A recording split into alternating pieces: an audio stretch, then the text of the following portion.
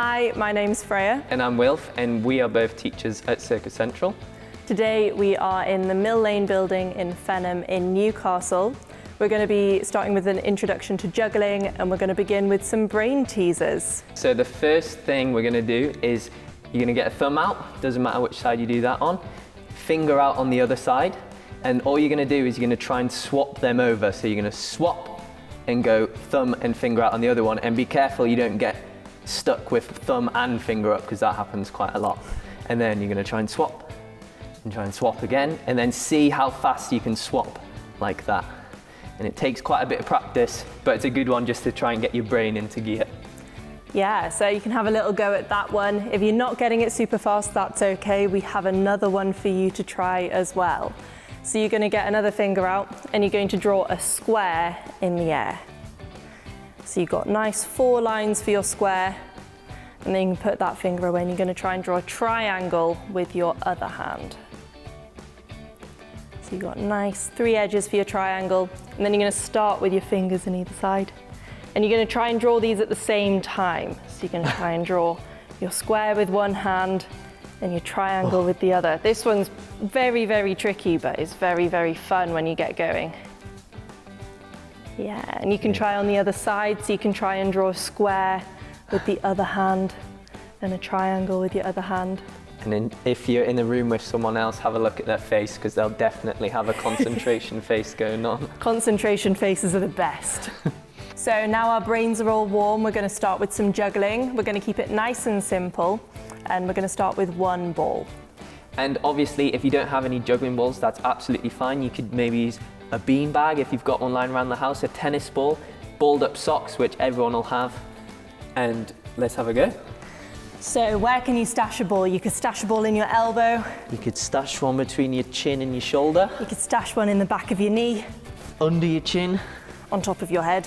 On your chest. On your knee. On your foot.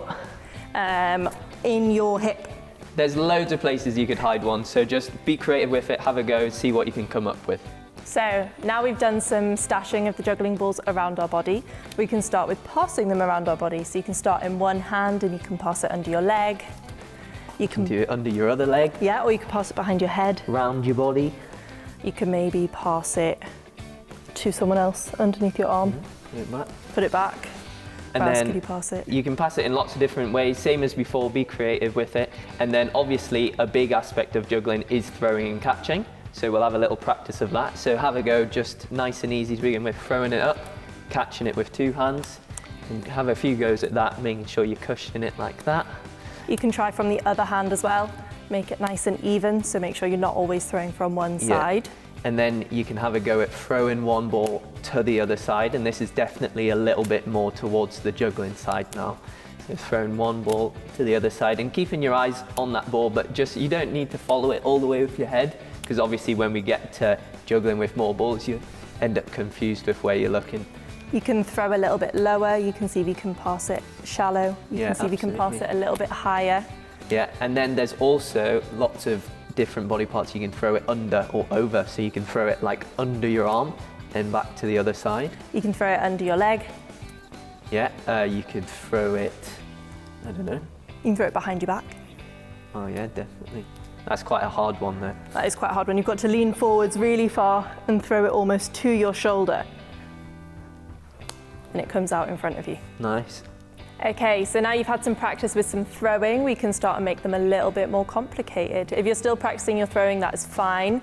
But if you would like an extra challenge, you can start to throw it from different parts of your body or bounce it off different parts of your body. Yeah, so see if you can bounce it off a knee or maybe off a foot, or like Freya was just showing with her elbow. Yeah, you can pop it out of your elbow, so if you put it in the crook of your elbow or a nice stash place and straighten your arm, you can send it upwards. Yeah, and just like all the other bits, like just see what you can come up with those ones. And then when you're getting a bit more comfortable with the 1 ball stuff, next step after that is the 2 balls. So with 2 balls, it's the same process with the throw-in.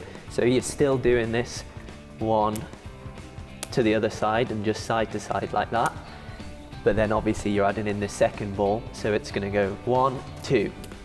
And when you have a go at that, it's really confusing. There's 2 balls in the air, it gets really confusing. So start with just going 1, 2, and letting them fall to the side. And as long as they're crossing, you're doing it absolutely right. And you'll notice that the juggling balls are quite close to Wilf's feet. So you want to get them nice and close because that means that they'll be easier to catch when they're coming back down. So once you've tried and you've thrown them and they've both landed on the floor, like Freya was saying, you're going to try and get them to move towards your feet. So before you've thrown them, they're going quite far away. Then you're going to see when you throw them, can you get them a little bit closer to your feet? Because that means when you try and catch them, you're going to find it much easier. And then after that, try and catch just the first ball you throw. So I'm throwing with my right first. I'm going 1, 2, letting that other ball fall to the floor, just trying to catch this one.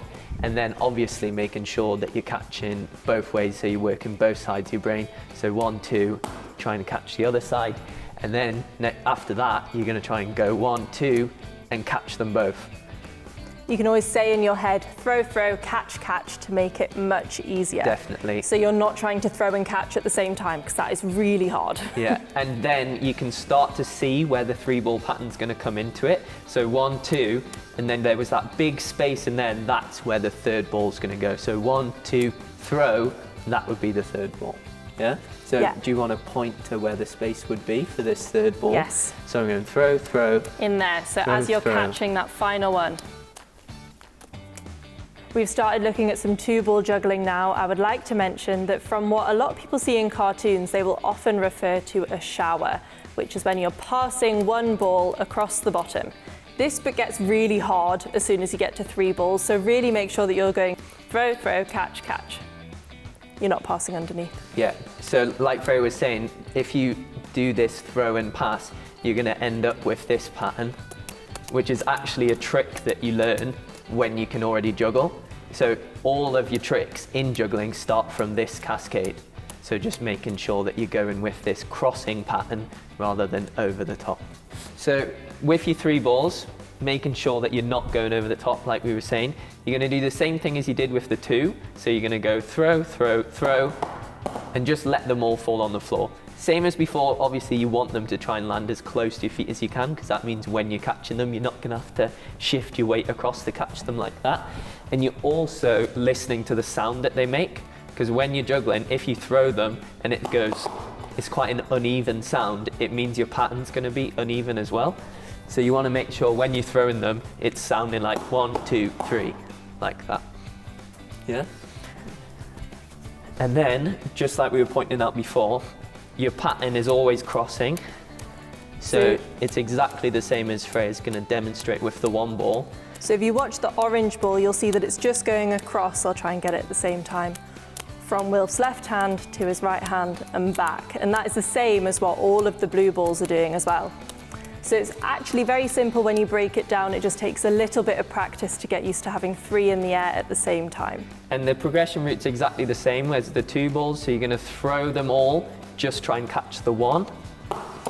And then you're going to throw them all and try and catch both of them. And it won't just happen straight away. I've been juggling for a long time. And then you're going to throw them all and try and catch all 3. And then the next sticking point you'll find when you're learning is throwing again after you've thrown those 3. You'll often find people get stuck like trying to throw but just can't quite. So again, you can go back into that dropping them on the floor.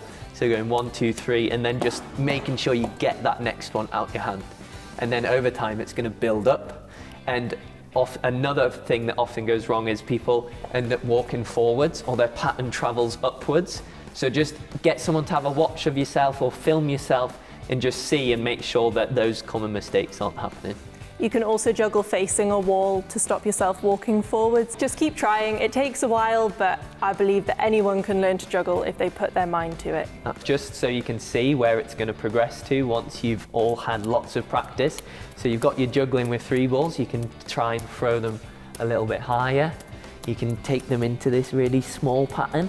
And then what you can do is also reverse cascade. So that's the opposite of this one. There's half shower. There's also full shower, and there's a thing called columns, and you can do a little isolation whilst you're doing columns. Also goes into machine, a little robot claw, And then you've also got quite a hard one, which is Mills Mess, which is a particularly confusing one. And then once you've mastered lots of different tricks with the 3 balls, you can also try with other objects. So you can have a go with some clubs. There's also rings that you can juggle with. Yeah, so you can juggle with so many things, but obviously start from 1 ball, keep it nice and simple, throwing from one hand to the other. You can try your fancy throws like under your leg or under your arm, all of those lovely ones. You can build up to 2 balls. Remember your throw, throw, catch, catch.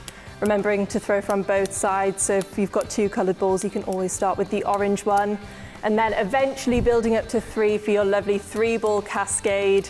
Keep it nice and simple, nice and even. Take your time. It is a very hard trick to learn. But yes, thank you so much for watching today. Yeah, we've really enjoyed teaching you. Bye-bye. Bye.